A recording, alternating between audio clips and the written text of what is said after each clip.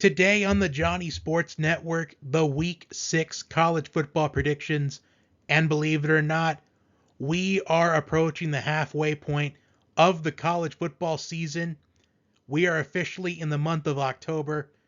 The 7 matchups on the docket this week: Washington State and UCLA, Maryland and Ohio State, LSU and Missouri, Notre Dame and Louisville, Kentucky and Georgia, Alabama and Texas A&M, and our game of the week, the Red River Rivalry, Oklahoma and Texas. Before I get to the predictions, I do want to say that your support in the month of September meant a lot to me, as September was a very memorable month for the channel. The channel hit 4,500 subscribers. It was the highest earned revenue in a single month in the history of the channel. And with the pace that this channel is currently on, it is very possible that this channel will get to 5,000 subscribers by the holidays. And there is no doubt in my mind that this channel will be at least 5,000 subscribers by the holidays, because I trust you guys to share the videos with the right people, to give my videos a chance just like you did in the entire month of September. I actually want to point out that ever since the season began, this channel has gained over 700 subscribers. And I do not recall this channel growing at a faster rate than it has been during the college football season and even the NFL season, football season in general. I just want to thank you all again for the support so far this season, and I really hope it continues. Without further ado, let's get right into the Week 6 predictions. The first matchup on the docket this week: number 13 Washington State and UCLA. Despite being ranked 13th, Washington State is currently a 3.5-point underdog, which I am kind of surprised with. I get that UCLA, they are the home team in this matchup, but for a team like UCLA that the last time we saw them on the football field, they could not generate much offense. And for Washington State, this entire season, they have really flown under the radar, getting themselves into the top 15. Both these teams are coming off of a bye week, and I am intrigued to see how UCLA comes out on offense to start the game, as they did struggle offensively against Utah. Their defense is what kept them in the game. And for them to have a chance in this game, I feel like their defense has to rise to the occasion once again. They're capable of doing so, as they're 6th in scoring defense, only giving up an average of 11 points per game. They're also 11th in run defense, which I don't know how relevant that is for this matchup, as Cameron Ward has had a phenomenal season for the Cougars so far, as they are 5th in scoring offense, scoring an average of 45.8 points per game. They lead the country in third down conversion percentage, converting on third down almost 60% of the time. And they are 6th in total offense, accumulating an average of just under 534 yards per game. And despite Washington State being the underdog in this matchup, I am going to pick the Cougars to win this game.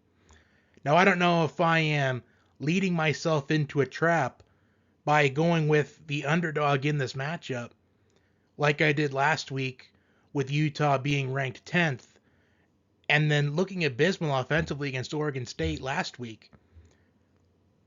I really do think that Washington State is capable of winning this matchup. Being the 3.5-point underdog is, I don't know, if anybody has anything to add in the comments section down below, I'd love to hear it, because I am just kind of puzzled with this line. But I am picking Washington State to win this matchup. Next matchup, Maryland and number 4 Ohio State. Maryland is 5-0 coming into this matchup. Give credit where credit is due to Mike Locksley. However, Maryland has never won against Ohio State. Ohio State is 8-0 all-time against the Terrapins. Now, me personally, I feel like Maryland should be in the top 25. I feel like they have earned the right to be ranked in the top 25. And I don't know why they did not rank Maryland in the top 25. I do think maybe there could be some conference biases, but that's another topic for another time. We just got to focus on this matchup. Maryland quarterback Talia Tagovailoa, brother of Miami Dolphins quarterback Tua Tagovailoa, leads the Big Ten Conference in passing yards. Now, with Ohio State being 8-0 all-time against Maryland, I do think that it's going to be 9-0 all-time. Maryland, they have made some games against Ohio State very close in the past. But Ohio State is coming off of a bye week. Week before that, an emotional win over Notre Dame. And I do think the bye week could not have come at a better time for Ohio State, as the emotional win over Notre Dame.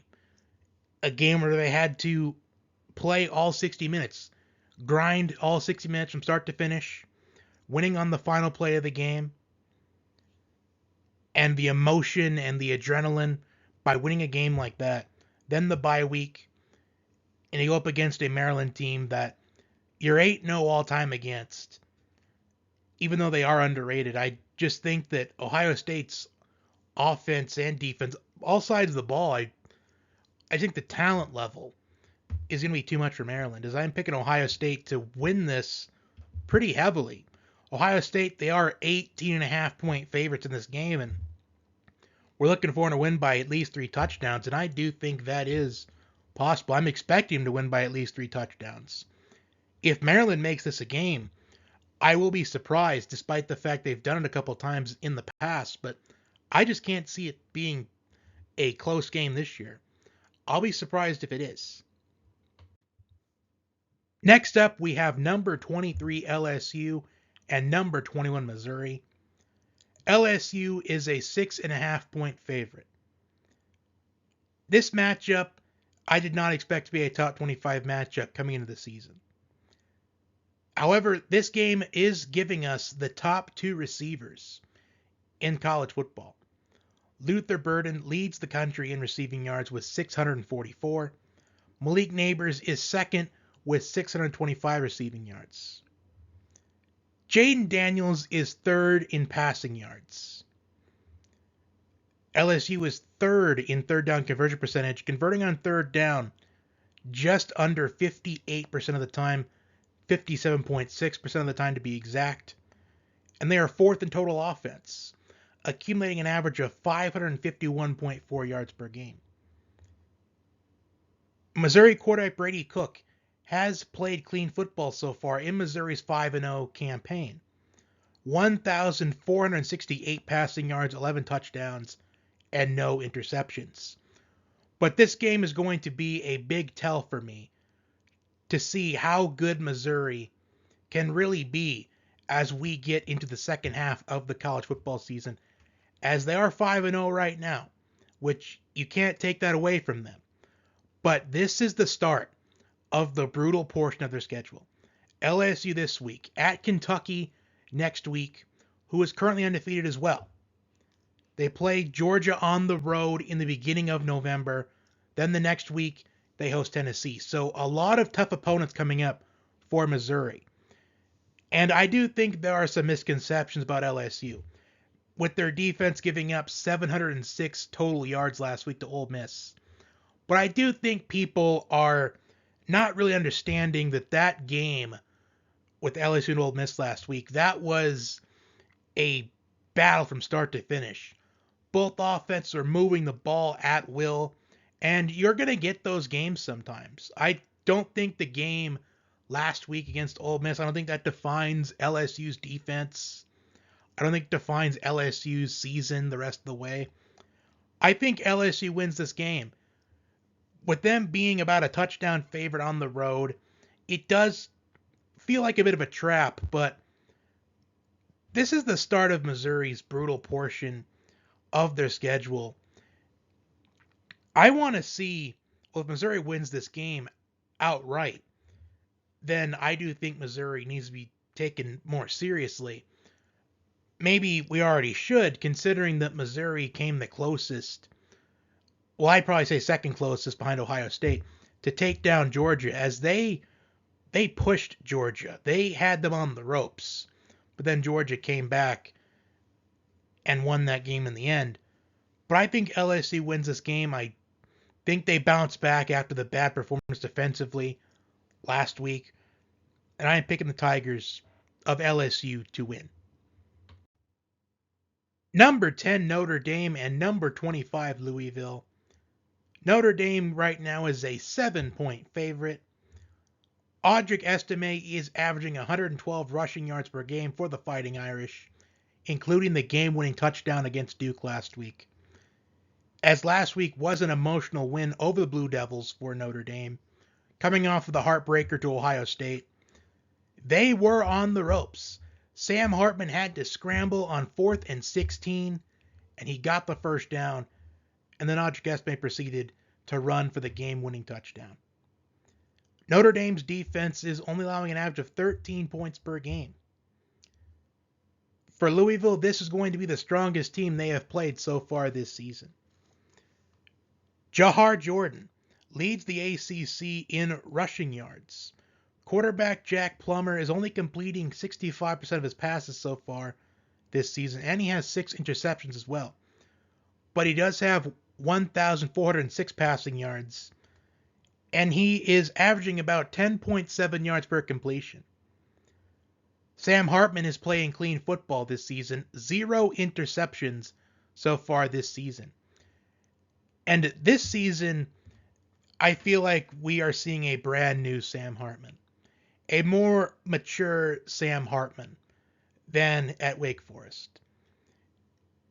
And I am picking Notre Dame to win this game, although I would not be surprised if Louisville pull off this upset, but I think the loss to Ohio State and coming off the emotional win against Duke, Marcus Freeman is the right guy to be the head coach for Notre Dame right now.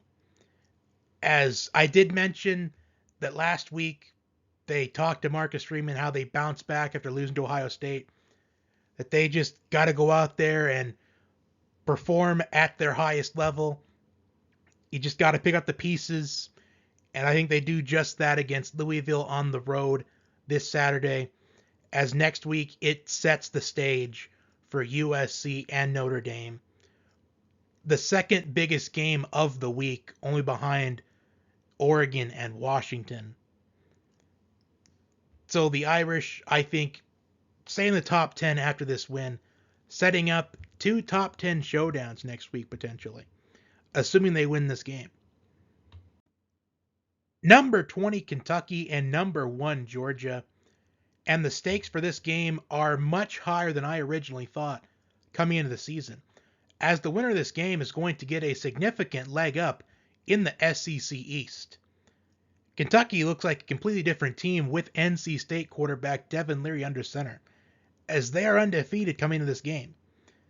They're coming off of a dominant win against Florida last week, behind a dominant performance by Ray Davis, 280 rushing yards and 3 touchdowns, averaging 7.8 yards per carry.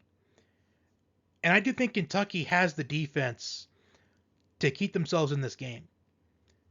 However, I just think they're going to have a hard time containing Brock Bowers, as the second half of last week, Brock Bowers just took over for Georgia.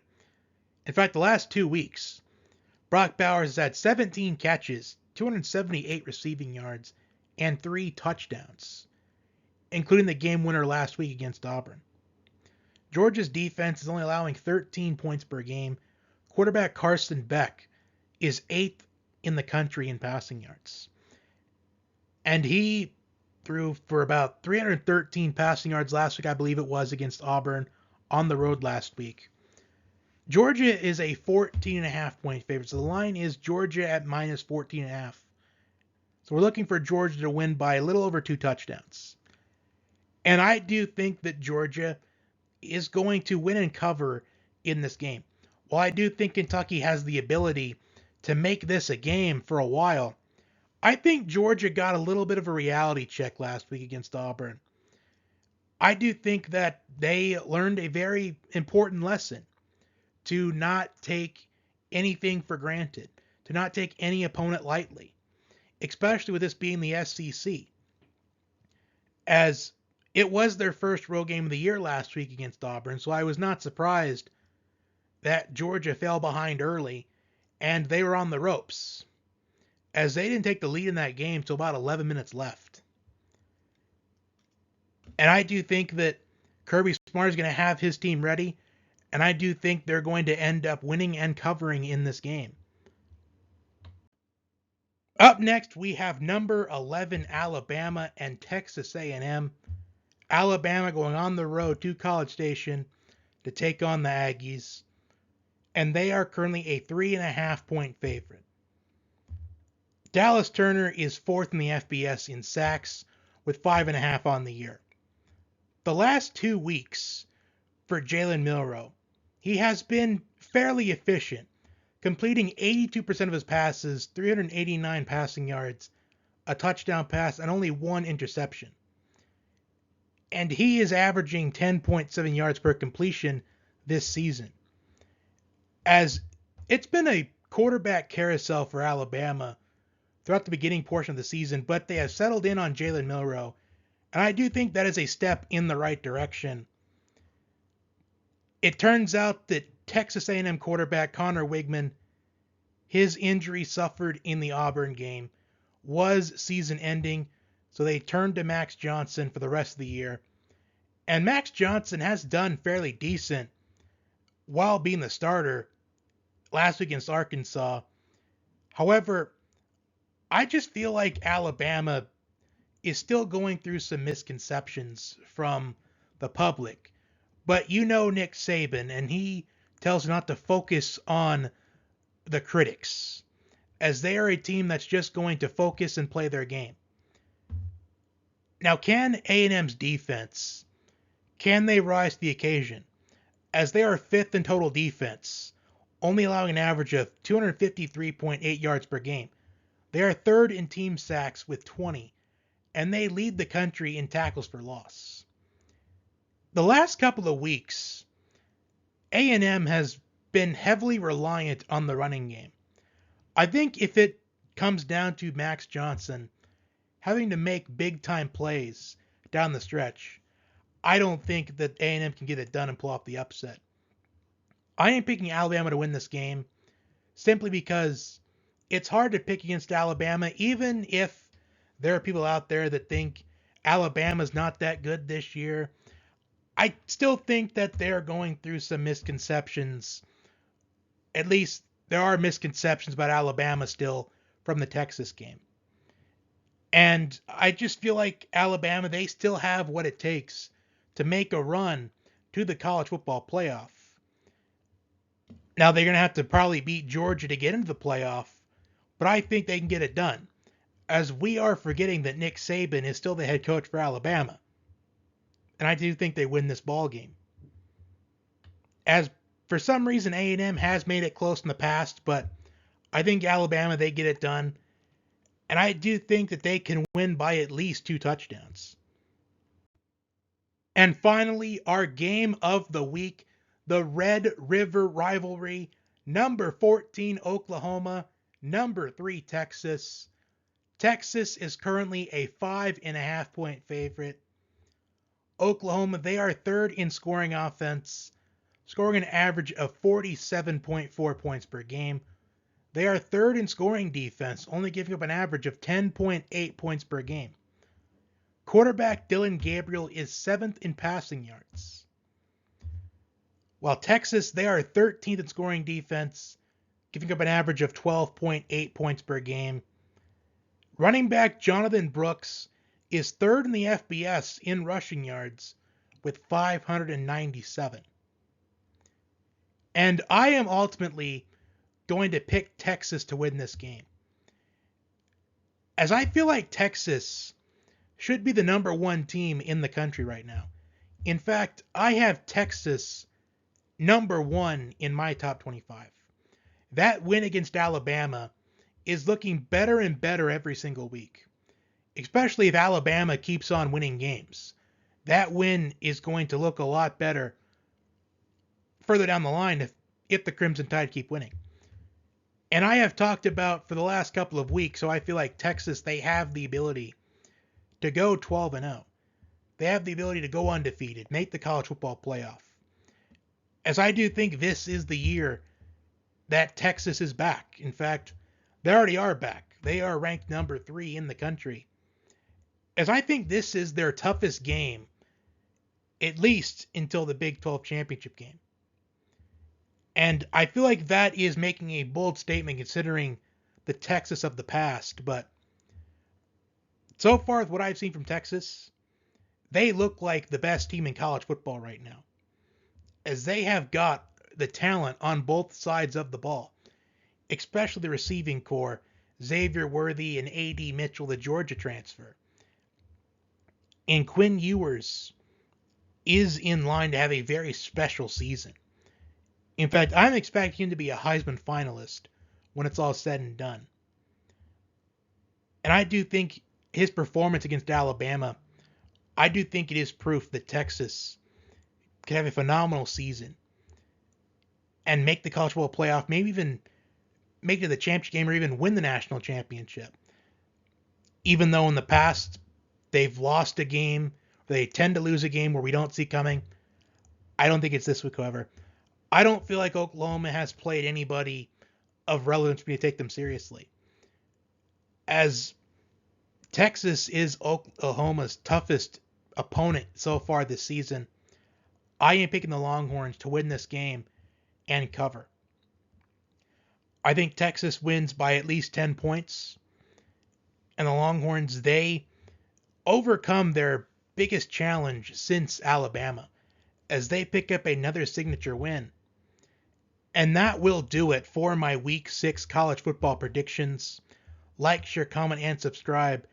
And if there was a game that I did not predict today that you would like my thoughts on, please leave it in the comments section and I will respond to you. Enjoy the college football this Saturday. Enjoy the NFL this weekend. And tune in next Monday for the Week 7 predictions. And if everything goes according to plan, we will likely have 2 top 10 matchups. It's going to be exciting next week. Please be sure to tune in next Monday, as I'm looking forward to next week already, but we've got to deal with this week first.